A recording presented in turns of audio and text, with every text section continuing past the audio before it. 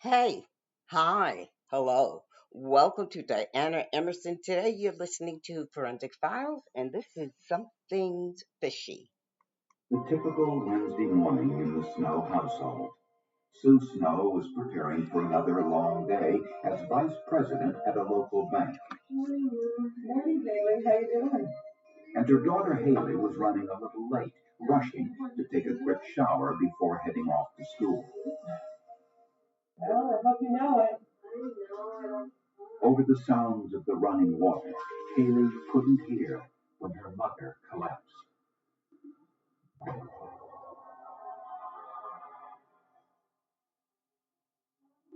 It was a tragedy, then a medical mystery, one which sent shockwaves throughout the world.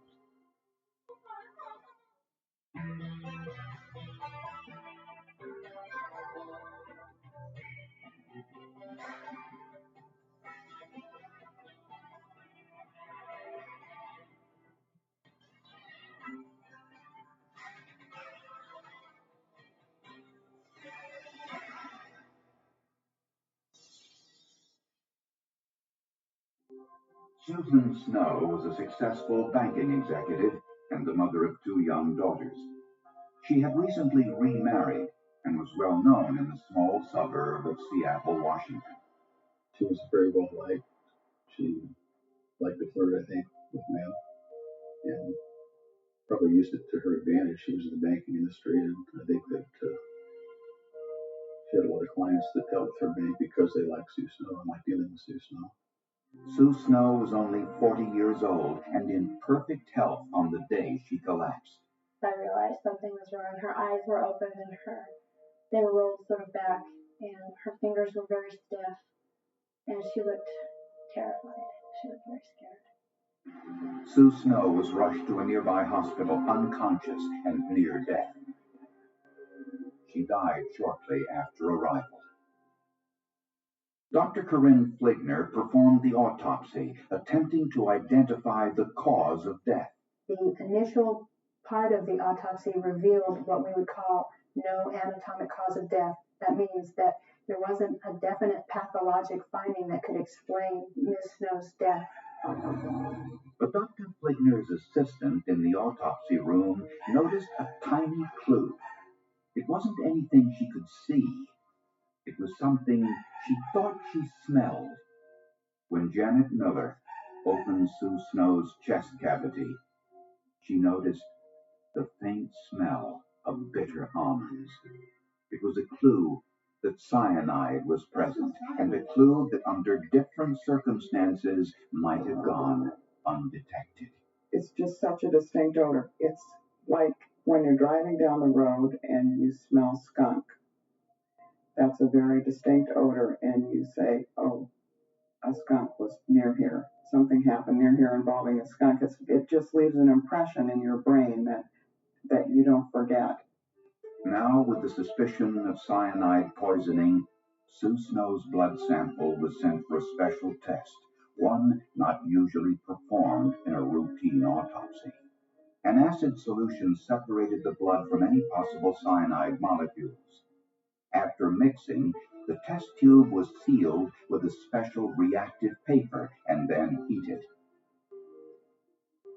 The paper on the vial turned blue, proof that Sue Snow had been poisoned with cyanide. Cyanide is one of the deadliest poisons because it kills the enzymes that transport oxygen throughout the body. Death occurs within minutes of ingestion, literally starving the body of oxygen. But how did Sue Snow ingest cyanide? It was her twin sister, Sarah, who made the initial discovery. On the day of Sue's funeral, Sarah looked for some headache medication in her sister's kitchen and found something suspicious. Sue and I both took Excedrin tablets. When we got there, I went to the kitchen to get her Excedrin to take, and it was capsules, and she never took capsules. Lab tests confirmed Sarah's worst fears. Cyanide was found in 9 Excedrin capsules in Sue Snow's kitchen. Sarah Webb came within inches of ingesting the tainted capsules herself. The family suspected that Sue's new husband, Paul Webking, put the cyanide in the Excedrin. He was very uptight and very nervous and made crude jokes, it seems, occasionally. And it was just the way he was dealing with the situation, and it just rubbed me wrong. I was dealing with it differently.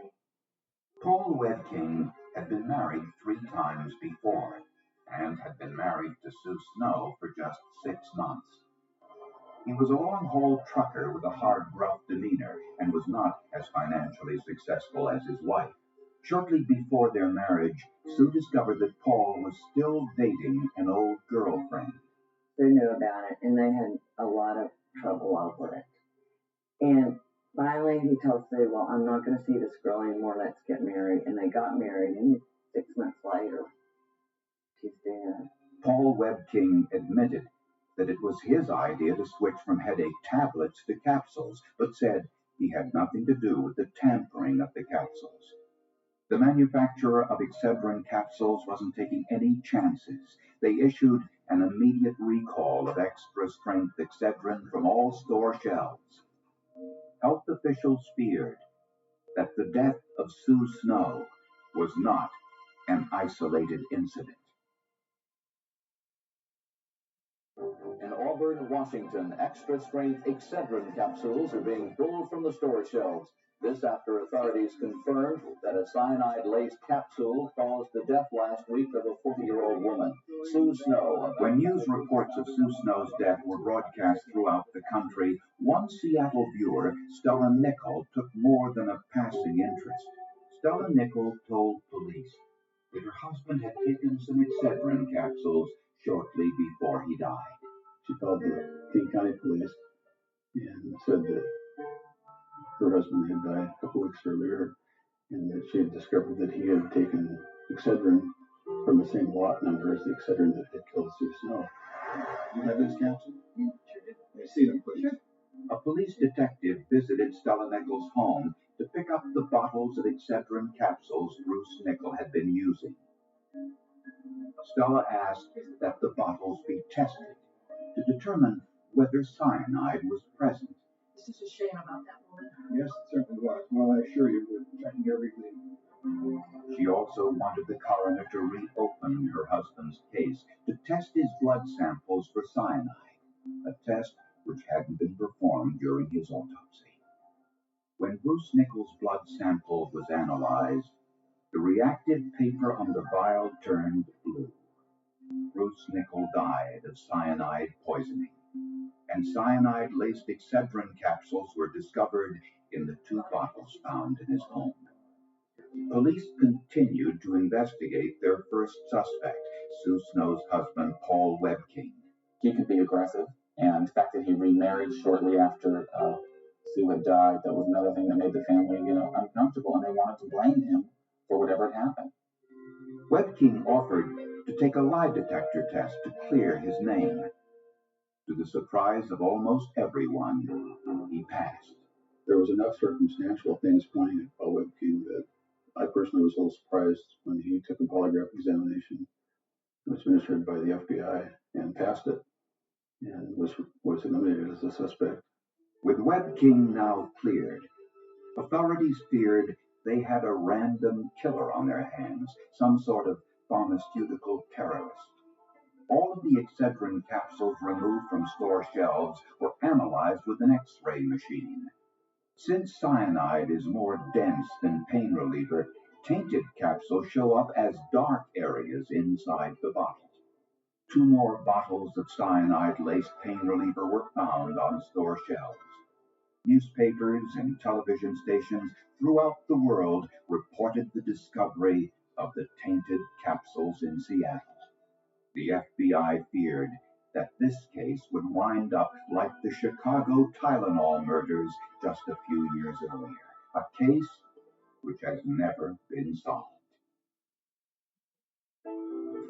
All of the tainted Excedrin capsules were sent to the FBI lab in Washington, D.C. for analysis. Each tainted capsule contained 700 milligrams of cyanide, 4 times more than a lethal dose. The FBI also found something else inside the capsules, some mysterious green crystals mixed in with the cyanide. The green crystals were analyzed using a mass spectrometer, a device which can identify the exact chemical components of an unknown sample. After the crystals were liquefied, a beam of high-energy electrons collided with the molecules, breaking them down into their smallest possible units. This produces a fingerprint of every identifiable substance in the crystals. The green crystals were made up of 4 common chemicals: atrazine, diclone, monuron, and simazine. 2 of these chemicals are used to kill algae in fish aquariums. An FBI chemist visited all of the fish stores near his home, hoping to find a commercially produced algicide with the same 4 compounds. The algicide? Sure. This aisle right here, other side of the big fish tank. After looking through hundreds of products, one algicide in particular caught his eye. The product was called Algae Destroyer and was sold in green speckled tablets. The product had the same 4 compounds in the exact same amount as the green crystals found in the cyanide. The FBI had no idea why a fish algicide would be in the cyanide, but reported this discovery to Seattle authorities. One of the detectives in Seattle recalled an interesting coincidence. When he visited Stella Nichols' home to pick up the Excedrin capsules, he remembered seeing an aquarium prominently displayed in her living room.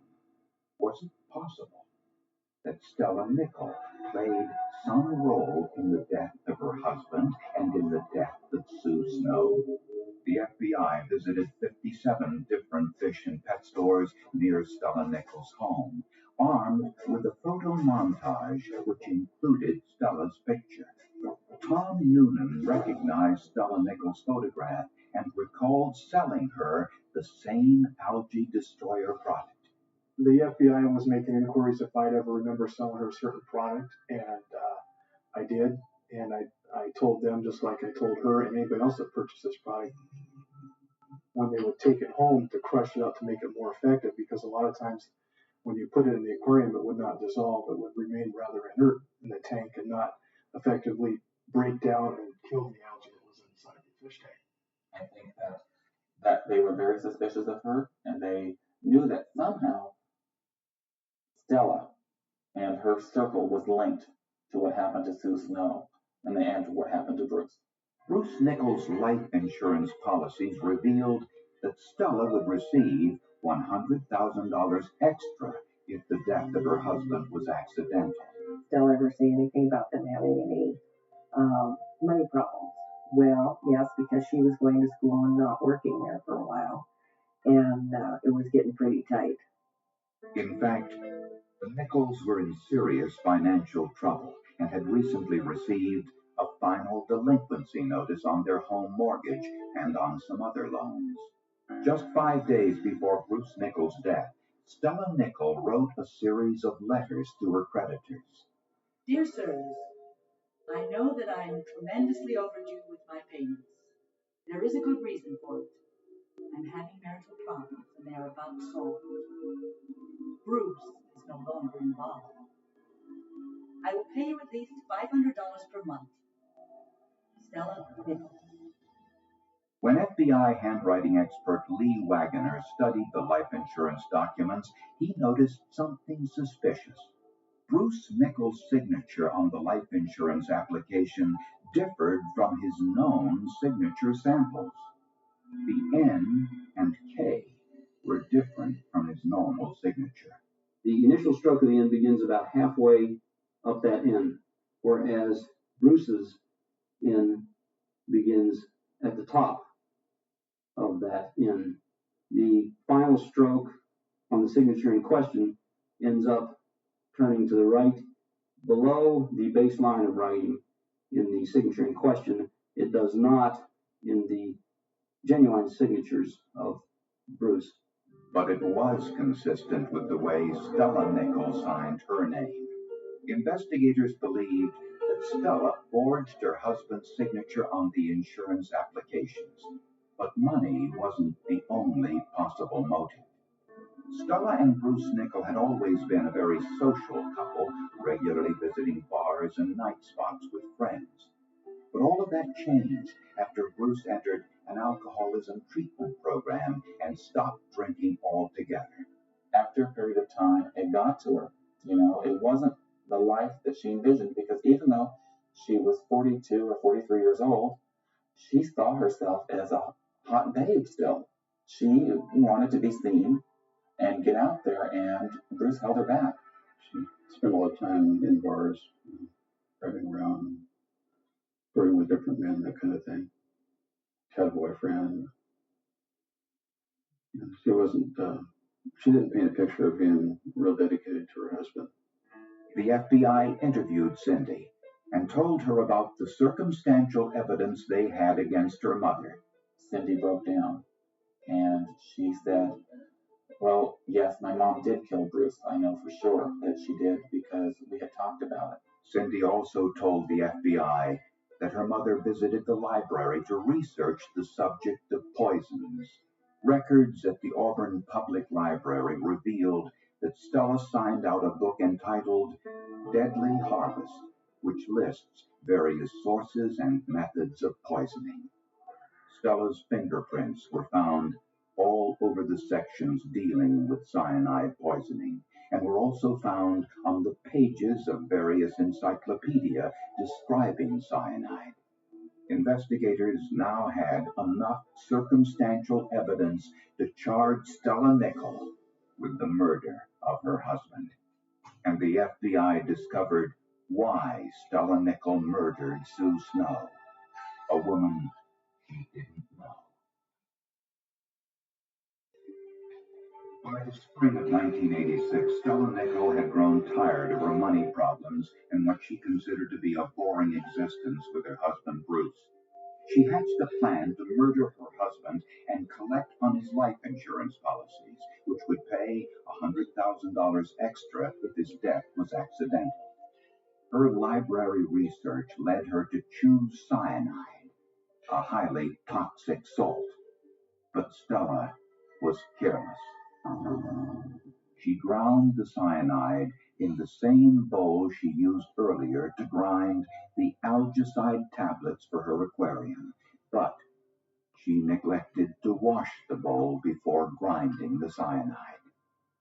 She never suspected that the tiny green algicide crystals would mix with the cyanide and lead to her capture. After putting the cyanide into the headache capsules, she placed the bottle among her husband's other medications.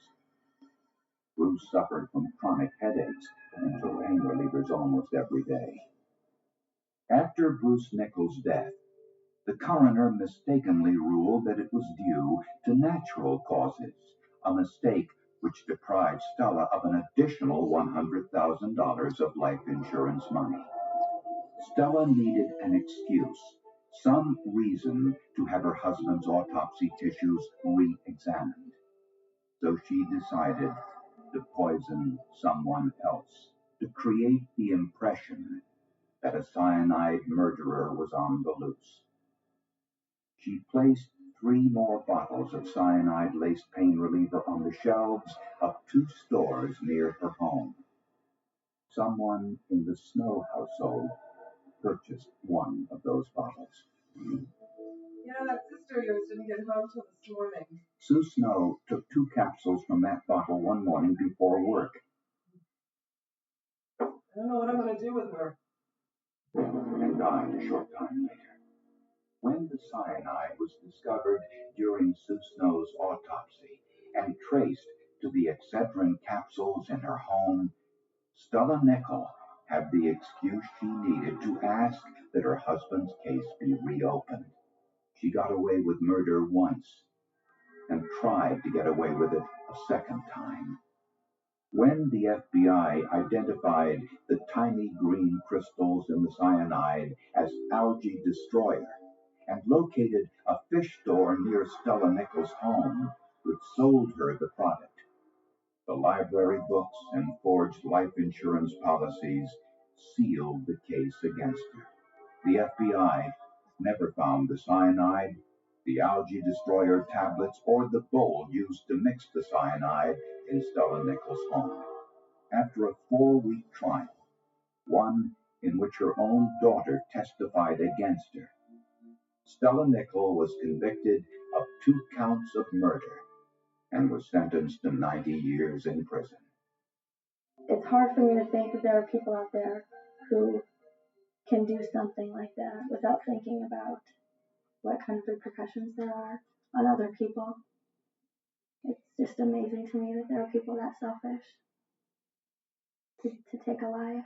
And not only my mother's, but her husband's. I mean, that's almost more unimaginable to me than her killing a perfect stranger such as my mom, that she would kill her own husband.